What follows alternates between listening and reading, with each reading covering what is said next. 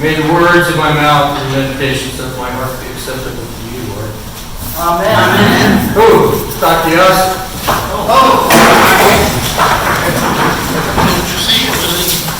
Dr. Yost means all my relations.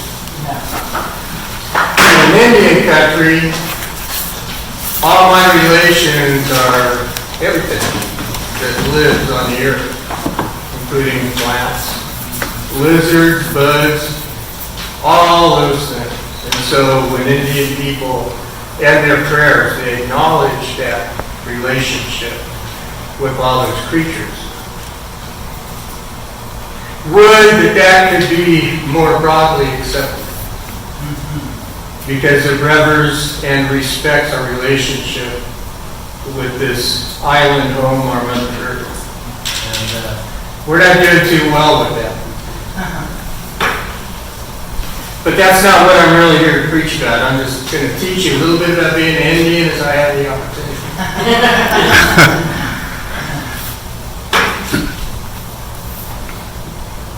Priority. Anybody ever hear somebody say, "Get your priorities straight"? Usually when somebody is saying that to you, they think you're a little slow. Because you're not thinking the way that they're thinking. Well, that's what they think. Now that's confusing enough, just as it is. But I know that as Christians, our relationship with Christ is often put on the back burner. That's the way we live. It's about being a human being. It's about getting up in the morning and worrying where your meal's going to come from for that night with someplace. So are they thinking about the Lord when they're worrying about whether or not the kids are going to have food to eat? Maybe not. So they're not cursed because of that. They're just a member of the human race. And as members of the human race, we are fallible. Going back to the first passage that was read, Abraham. Suddenly he looks up, and there's three strangers standing there. What does he do? What was his priority? His priority was to take care of them. And in those days in Israel, there was a lot of emphasis put on looking after the travelers. I think it's interesting that there were three men standing there. To me, it symbolizes the triad, the Trinity. I think, in my mind, that makes sense. But my mind gets a little bit flaky sometimes. So I come in here on a Sunday morning when I'm going to preach, and I try to get in touch with what's going on inside of me, what's going on inside of the church, and I try to find that quiet place. Gail is good at teaching this stuff. That quiet place that will allow me to speak from my heart about things. Fortunately or unfortunately, sometimes that bothers folks. You know what? I'm getting to the point where that doesn't matter as much to me as it used to. And I look at the world around me, and I ask, what is our priority? What is our priority? For Abraham, taking care of the strangers was his priority.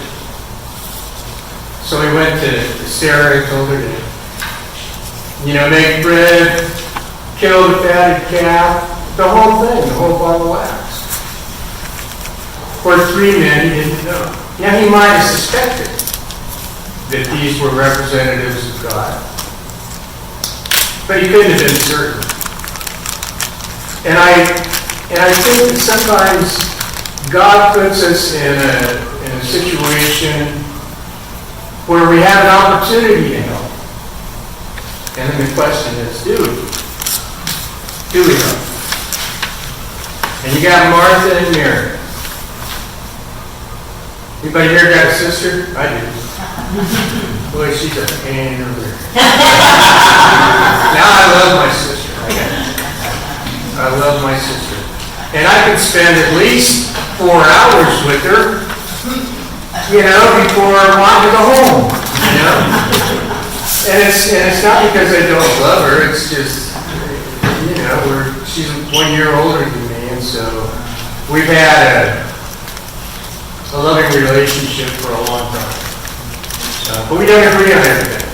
My sister's a fundamentalist. And so I have a hard time with that sometimes.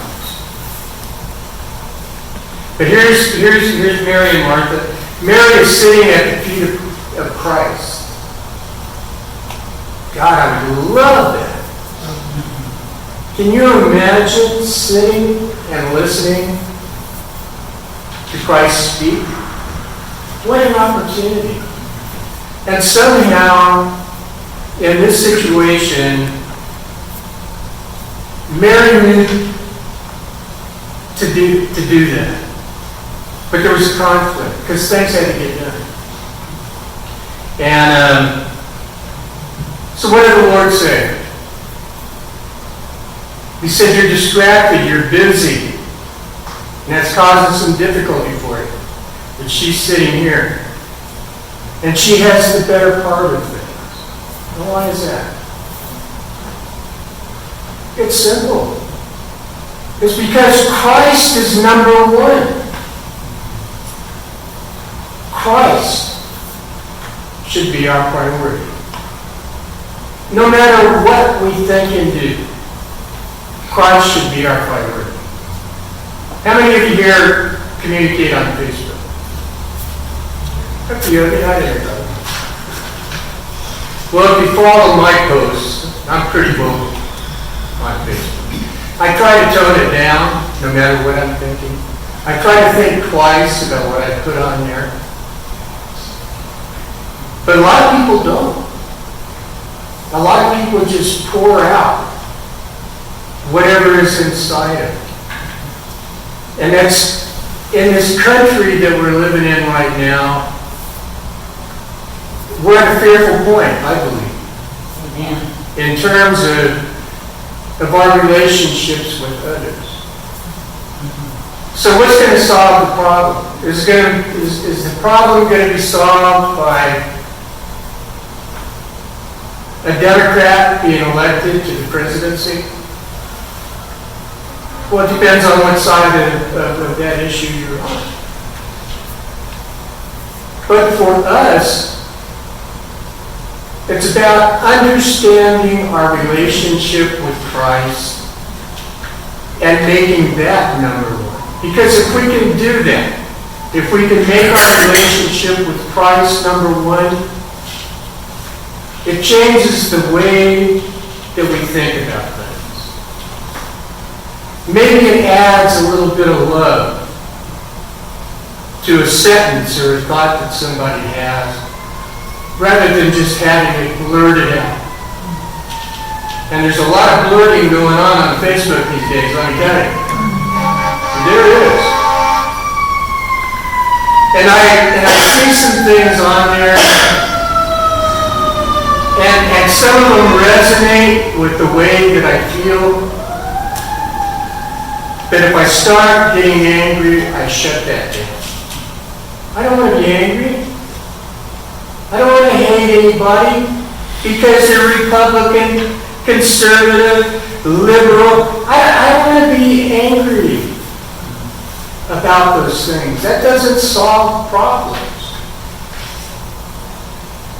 But if we are truly cognizant of our relationship with Christ and the fallibilities that we have as human beings, as long as we keep returning to Christ, we have a shot at fixing things. Now, I'll tell you, it's a long shot. I believe it's a long shot. And that worries me. It concerns me. And I've been in contact with other clergy and talked about these things. And other folks are concerned too. Seems like we're at a tipping point in this country. Which way is it going to tip? Well, if it doesn't tip in the direction of Christ, we're going to have some major problems. So for us, here in this church today, St. Luke's, it's time to think about how we make things better through Christ. Christ is the head of the church. Christ is the Alpha and the Omega. Christ comes first. And he taught us that. And Paul also taught us that. Now, the passage that was written by Paul, we don't know for sure it was written by Paul. It takes on a different form than a lot of Paul's writings. Paul was a pretty abrupt, straightforward kind of guy in this particular passage. They call it a literal hymn. But he continues to emphasize in this letter the fact that Christ is the head of the church. And then at the end of this letter, he says, I'm for spreading the gospel. That's what Christ wants me to do. And you can't preach the gospel without loving people. Well, I guess you could. Just be kind of difficult.